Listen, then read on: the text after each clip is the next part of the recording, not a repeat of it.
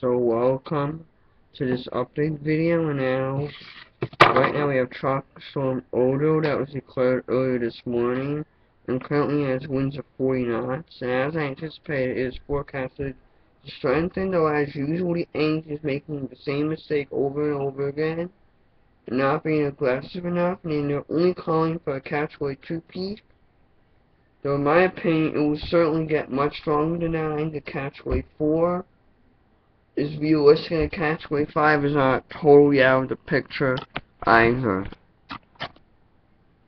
I mean, track-wise, it's about the opposite of what I anticipate happened, and the opposite of what normally happens. So in the first advisory, Ainge brought it very close to the peninsula. Now, normally when a system develops, it shifts east.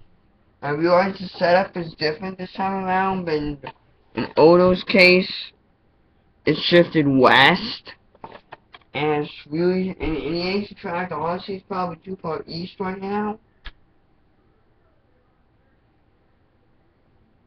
If it was me doing the track, I'd probably have it more west in the ANC track. Well, I'd use both the JFS and European, and only the JFDL, which has physics issues in this part of the region. It's really the only one that brings it somewhere close to the coast. However, there's still tropics for watch out. And I do think there's a large size there could be additional rain. I do think in a few days the system will pass fairly close to Baja as a hurricane.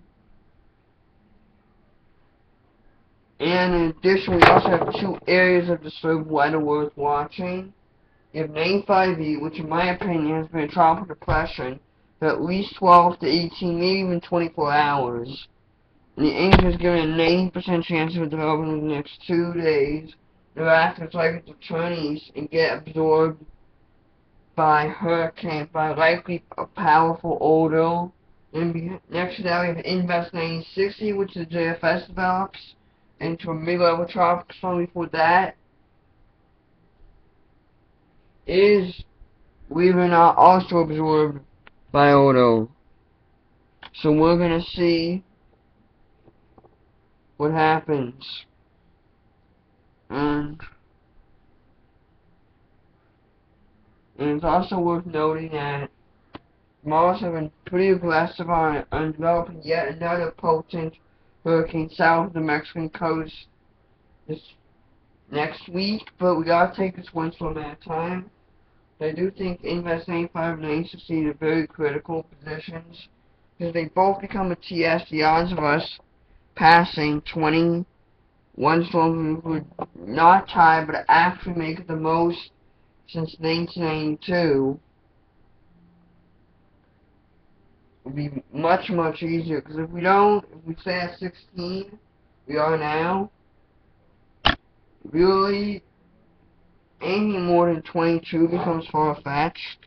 Really, anything more than 21 or 22 becomes far-fetched.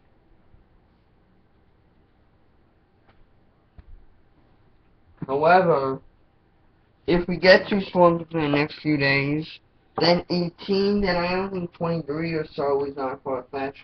We have a convectively Cooper wave, the strongest I've ever seen. Approaching, we have another one coming, and we have MJO coming. That should light the basin on fire for at least the next 10 days. Maybe a little longer. And probably by the end of September, things should at least briefly calm down. And, I mean, there's really nothing stopping it. DPAC has been absolutely incredible this year. And the reason for that, I'll probably discuss in another video. I'm going to wrap this up with a short little update.